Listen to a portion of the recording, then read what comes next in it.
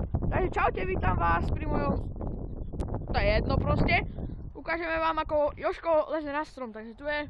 Takže čaute, vážení diváci a diváčky, zdravím vás Jožko a neutekaj na mňa. Idem liesť na strom. Takže toto je na strom. Vypadá jak penis, nevadí. Volá sa vrba. No les, prosím ťa. A idem za to sliesť vyliesť. Ide ho obťažovať.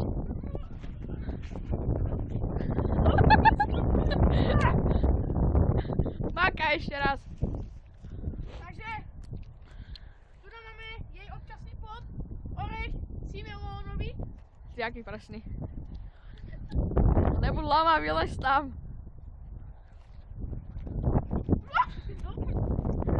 Makaj. Nenatáhni si vajca.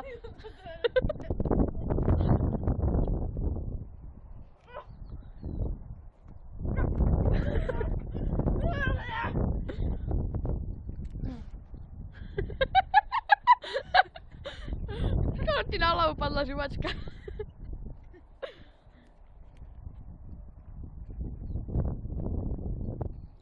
No mákaš.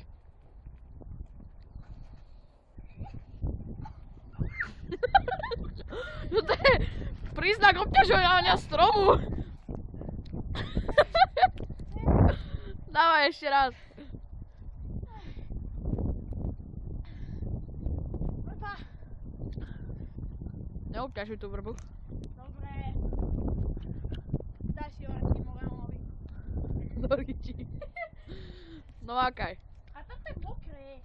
Takže čo ja mám s tým? Došťal. No takže vrba cimelónová. Keby to oštín, tak to spadne. No ideš.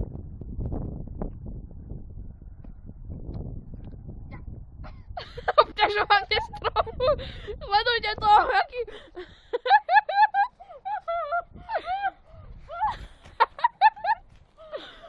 Dobre, takže to bolo asi všetko. Tu máte príznak, že Jožko nevie lezť na stromy. A ďakujeme, že ste si pozreli toto video. Nezabudnite nechať like a odber na kanál Jožko, servus!